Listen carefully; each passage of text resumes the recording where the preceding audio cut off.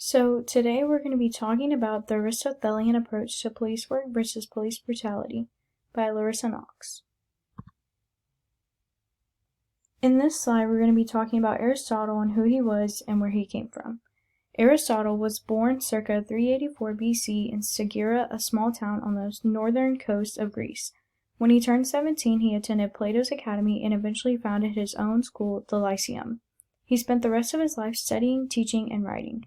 It can be estimated that he wrote around 200 works. These works would include Poetics, Metaphysics, Nicomachean Ethics, and so many more. In this slide, we're going to talk about what Aristotle's ethics were towards police work.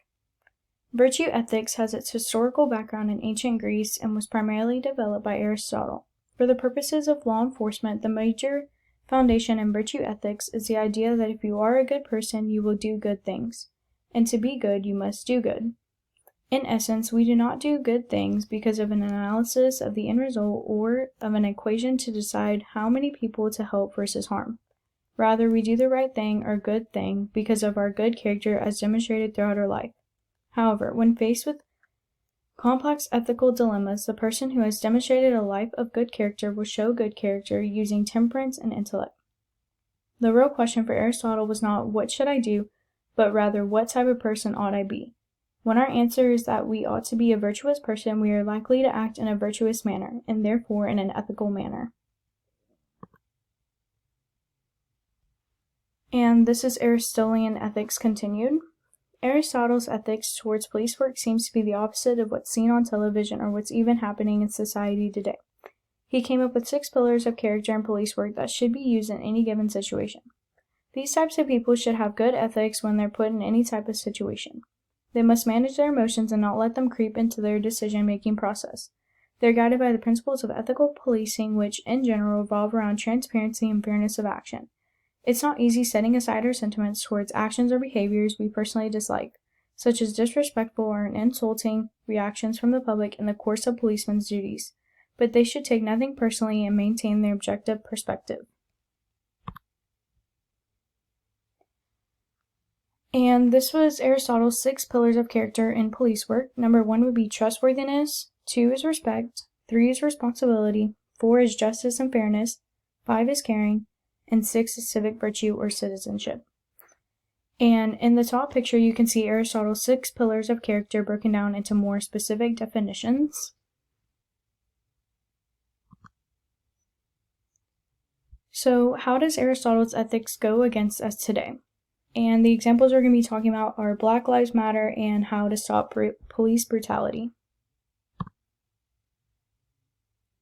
And in this slide, we're going to talk about a man named George Floyd and how his death did not follow Aristotle's ethics by the policemen involved. So George Floyd was a 46-year-old black male from Minneapolis, Minnesota. He was arrested by Minneapolis police when a convenience store employee called 911 after Floyd bought cigarettes with a counterfeit $20 bill. Floyd was put in handcuffs, and while getting in the car, he fell on the ground. A white police officer then placed his left knee between his head and neck, causing Floyd to be in a distressed state for around 9 minutes. Floyd continuously said, "I can't breathe," and eventually was non-responsive after a few minutes. This tragedy could have been stopped if the policeman involved would have seen what he was doing, and it could have saved Floyd's life. This goes to show that the police officer didn't use Aristotle's ethics when it came to treating everyone equally, no matter the color of your skin. And in the pictures, you can see George Floyd. There was a mural made about him, and the common saying of "I can't breathe."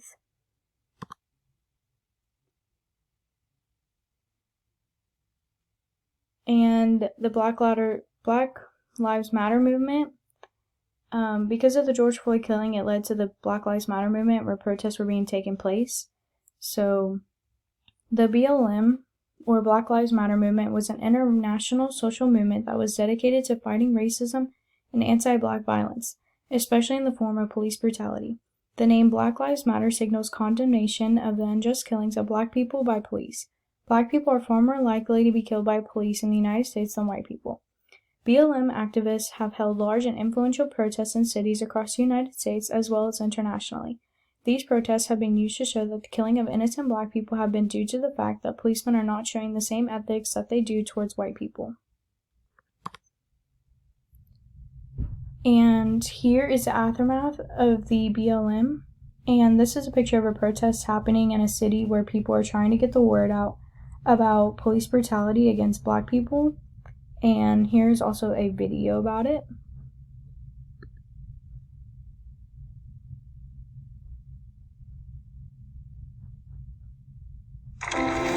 Until Black people are free, no one is fully free. Because the issues that affect Black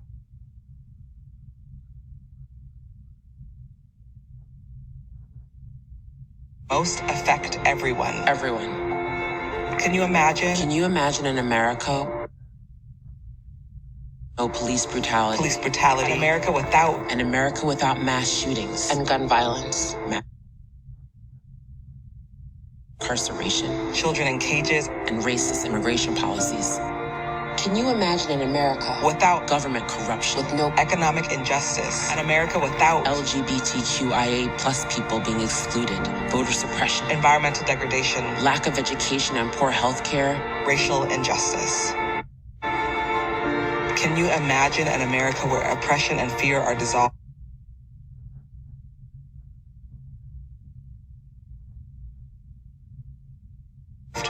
Where we are whole and healed? It's time to center what matters and fight for the change we need. Let's get free. Let's get free.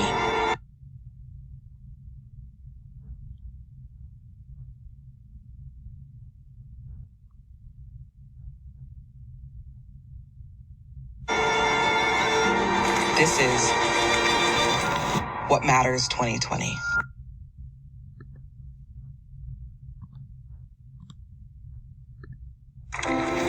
Until Black most affect. Now moving on, we're going to be talking about how Aristotle's ethics were not used in the examples that were given previously and how that led to police brutality. So this is Aristotle's ethics versus brutality. Between Aristotle's ethics and police brutality, there's some major differences between them. Aristotle believed that policemen should always have good ethics in any given situation. They should respect each individual and not let their emotions take over because of something the person did or what they look like. However, in today's world, policemen are seen as portraying good ethics towards some individuals. Some examples that would be the killing of George Floyd and how the officer's emotions got the best of him and took the life of a Black man.